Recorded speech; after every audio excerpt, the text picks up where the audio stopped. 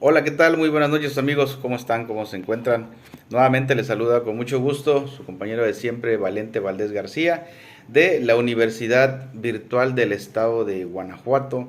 El día de hoy, 20 de febrero, vamos a realizar una tarea que nos solicitan, no sin antes eh, saludar a nuestra asesora Diana Patricia Josefina Orcasitas Hernández, un cordial saludo.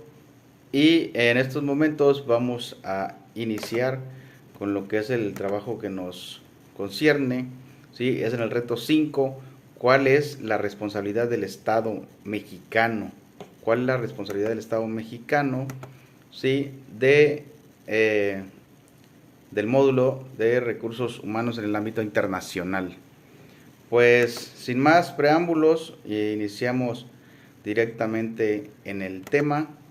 Y no sin antes recordarles también mi número de matrícula es el 2203-2014. Pues compañeros, iniciamos con esto. Es una presentación de dos casos en el que nos piden que tengamos un análisis. ¿Sí? Dos casos que se nos presentan. Vamos a iniciar con el primero de los dos casos, ¿sí? En el cual el caso uno, Ana y la vulneración de su derecho a libertad de expresión y de debido proceso, perdón. Nos dice que Ana estaba repartiendo panfletos con contenido bíblico en una manifestación cuando fue detenida por un policía sin justificación legal.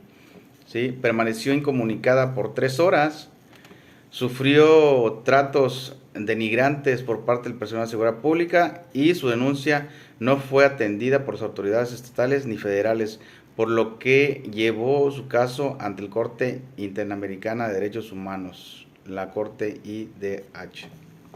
Ok, pues en el proceso, en el desarrollo de este análisis, lo que podemos aportar, nos preguntan, ¿existe responsabilidad del Estado mexicano? La respuesta es sí.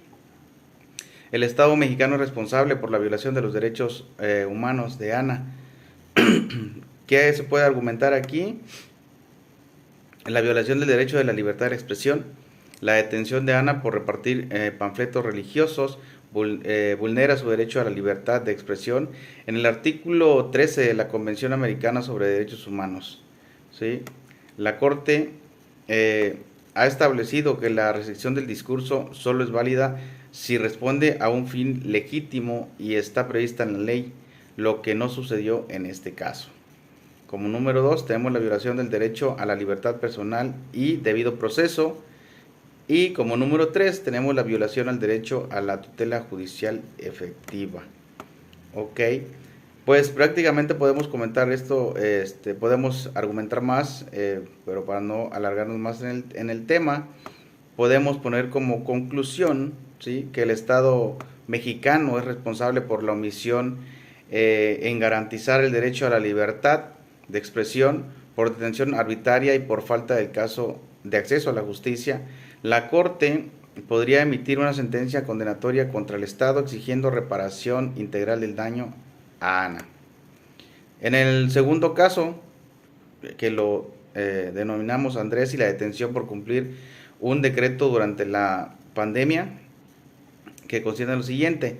Durante la pandemia por COVID-19, un decreto impuso todo toque de queda con multas o arresto para quienes lo incumplieran.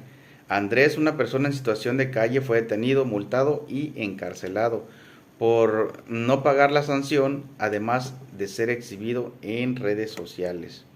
En el desarrollo de este caso podemos ver y primeramente responder la pregunta, ¿existe responsabilidad del Estado mexicano? Sí, también. El Estado mexicano es responsable de la violación de los derechos humanos de Andrés. En esta podemos argumentar la violación a la igualdad y no discriminación.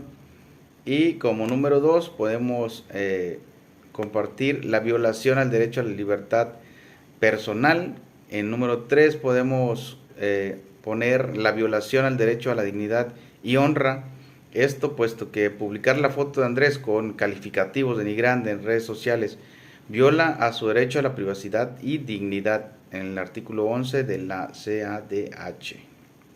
Ok, y como número 4, podemos argumentar el uso indebido de la fuerza y jurisdicción militar. Ese es un caso muy preocupante que es muy recurrente en lo que es todo México. Y por supuesto, al hacer uso indebido de la fuerza y jurisdicción militar, la participación de un militar en la detención de un civil contradice los estándares de la Corte IDH en casos como Radilla Pacheco contra México, donde se establece la jurisdicción militar no debe aplicarse a civiles. En conclusión del caso número 2, el Estado mexicano violó los derechos de Andrés al aplicarle una sanción desproporcionada, criminalizar su situación de calle y exponerlo públicamente. La Corte podría condenar al Estado para reparar daño mediante una disculpa pública, indemnización y reformas legales para evitar futuras violaciones. En conclusión general, podemos argumentar que ambos casos evidencian la responsabilidad del Estado mexicano en la violación de los derechos humanos.